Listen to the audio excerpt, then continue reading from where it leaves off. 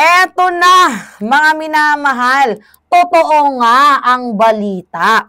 So, hindi po reshuffling ang naging dahilan ng pagkasibak ni General Torre bilang isang Chief PNP ng bansang Pilipinas, kundi ayaw niyang masangkot or maging parte ng korupsyon or katiwalian sa ating gobyerno. 'Di ba ang ini-insist niya ni John Vic Rimulya, mali daw ang ginawang reshuffle ni General Torre kasi dapat daw meron po yang approval, 'di ba, ng NAPOLCOM or ng secretary ng DILG or ng presidente. Ngunit ang ginawa daw ni General Torre, kumilos daw po siya ng kanya lang. Para nga sa akin, kung ako yung tatanungin, bakit sobrang babaw naman? 'Di ba? Nang dahilan na tatanggalin nyo lang nang dahil lang sa reshuffling.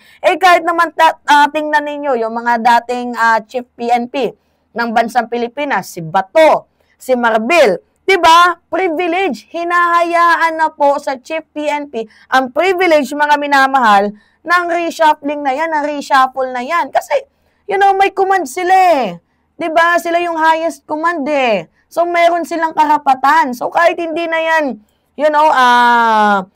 i-insist sa ating presidente, hindi na yan ipaalam sa NAPOLCOM or sa kahit ng sino, merong karapatan, mga minamahal, itong si General Torre. Now, lahat nga tayo, di ba, nagtaka, bakit tinanggal sa ganong klaseng pamamaraan na pwede naman siyang kausapin? Di ba, pwede naman siyang, closed door meeting sila. Kaso, eto na nga, totoo, ang chismis. 'Di ba? Narinig naman ninyo before na merong hidwaan between General Torre and DINAPOLCOM. Dito nga po kay John Vic Rimulya. Kasi parang sa aking nakikita, gustong hawakan ni John Vic sa liig ang Chief PNP ng bansang Pilipinas.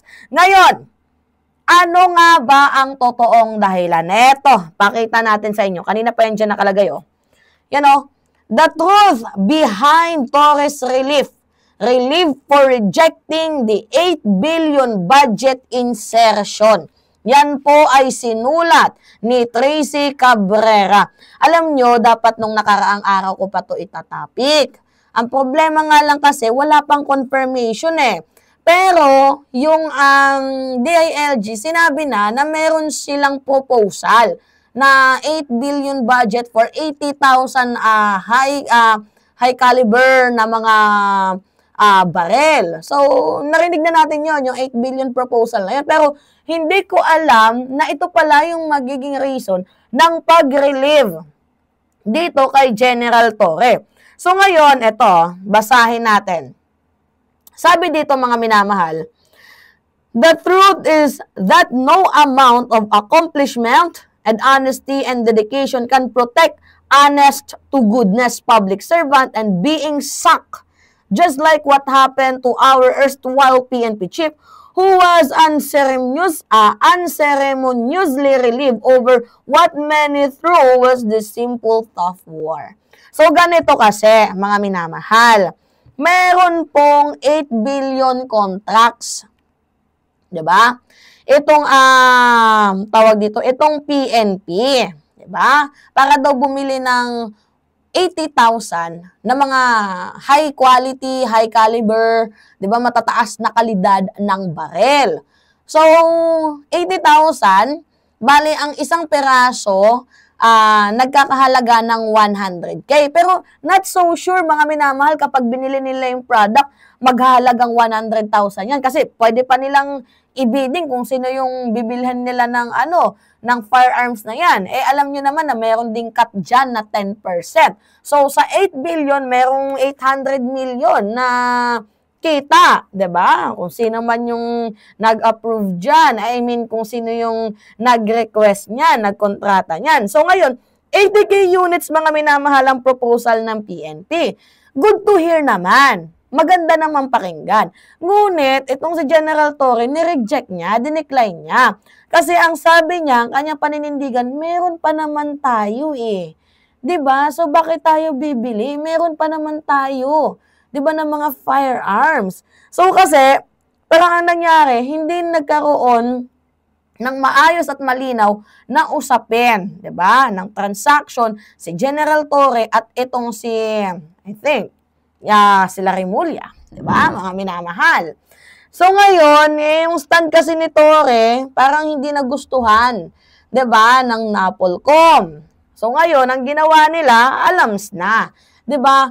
Hinamnapan na lang nila ng butas. Yun na lang yung ginawa nila ngayon kay General Torre. Kasi kailangan ng stand ni General Torre, kaya hinihingi yung kanyang stand eh. Ang problema, hindi pumayag, 'di ba? Kailangan ng kanyang stand kasi siya yung chief PNP ng bansang Pilipinas. And syempre, sila din yung bibili, 'di ba? Sila yung procuring entity. Sila yung bibili niyan. Ang problema, hindi nagustuhan nga ni General Torre kasi ang kanyang paninindigan, meron pa naman tayo. Bakit kailangan natin bumili?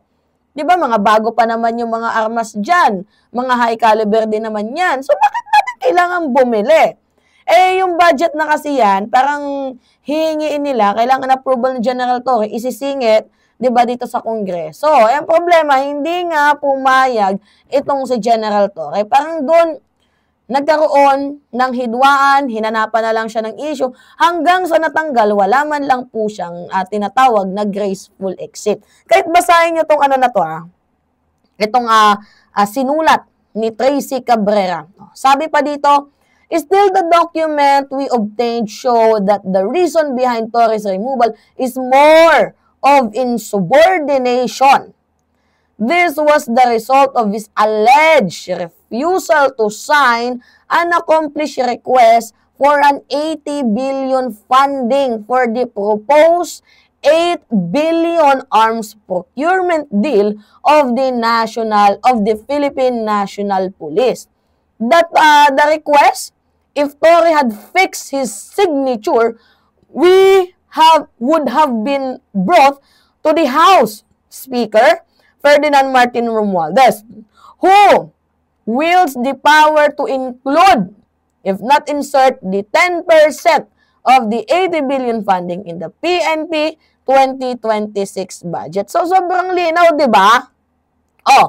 In effect, Torre's refusal to sign the request earned an ire of Interior and Local Government Secretary Juanito Victor Jan Remulla Jr., who belongs to the Caviteño clan known for its vindictiveness and short temper of people who disobey orders. Kilala talaga ng mga taga-Etevac, ng mga taga-Caviteño.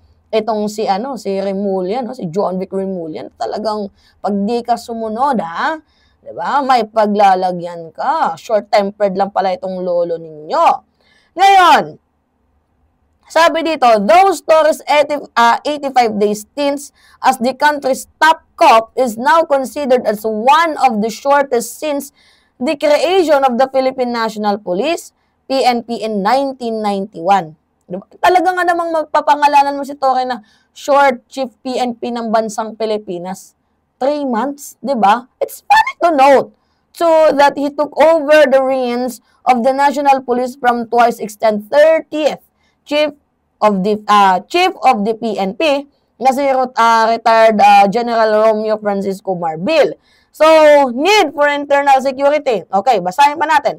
Going back to his refusal to sign the 8 billion deal, it was explained that Torre did so because he rationalized that the PNP is civilian agency. And buying 80,000 units of 5.56 millimeter assault rifle is something that should be rightfully done by the armed forces of the Philippines. Anyway, mga minamahal, kayo na lang yung magbasa dyan. Yung sinulat ni Traces of Truth ni Tracy Cabrera.